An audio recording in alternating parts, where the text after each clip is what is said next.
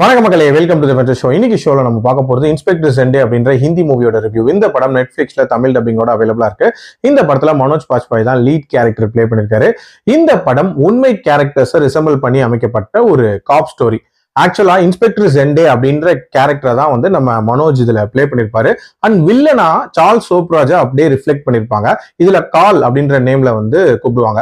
Actually கால்ல வந்து already ஜெண்டே ஒன்ஸ் அரெஸ்ட் பண்ணிருப்பாரு அண்ட் தீகார் ஜெயில வச்சிருப்பாங்க. தீகார் ஜெயில இருந்து அவன் வந்து எல்லாருக்கும் பாயசத்துல மயக்க மருந்தை கலந்து கொடுத்து எஸ்கேப் ஆயிருவான். அவனை எப்படியாவது பிடிச்சி மும்பை போலீஸோட மானத்தை காப்பாற்றணும் அப்படின்றதுக்காக ஜெண்டே முயற்சி பண்ணிட்டு இருப்பான். ஆனா அவன் வந்து கோவாக்கு எஸ்கேப் ஆயிருப்பான். ஸோ இவங்க கேங்கோட சேர்ந்து கோவாக்கு போய் அவனை கண்டுபிடிச்சாங்களா இல்லையா, டுவர்ட்ஸ் எண்ட் என்ன ஆகுது அப்படின்றத அந்த படத்தோட கதை. ஆக்சுவலா இந்த படத்தோட ஹை லெவல் கதையை பார்க்கும்போது தீரன் அத்தியாயம் 1 கதை தான் ஞாபகம். அதுலயுமே புது ஊருக்கு போய் கிரிமினலை தேடுறது அப்படின்ற ஒரு விஷயத்தை தான் காட்டியிருப்பாங்க.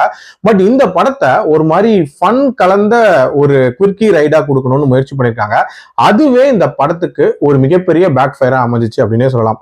அப்கோர்ஸ் அந்த ஃபன் எலிமெண்ட்ஸ் அப்படின்றது ஒரு அளவுக்கு ஒர்க் அவுட் ஆயிருந்தாலும் சீரியஸ் ஆக வேண்டிய இடத்துலயுமே பெருசா அந்த சீரியஸான ஃபீல் அப்படின்றது இந்த படத்துல வரவே இல்லை.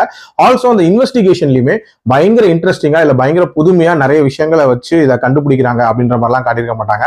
ரொம்ப ஈஸியா அரைவ் பண்ணிட்டாங்க அப்படின்ற மாதிரி தான் இருந்துச்சு. விஷுவலா இன்ஃபேக்ட் அந்த பீரியாடிக் செட்டப் அப்படின்றது சூப்பரா பண்ணியிருந்தாங்க.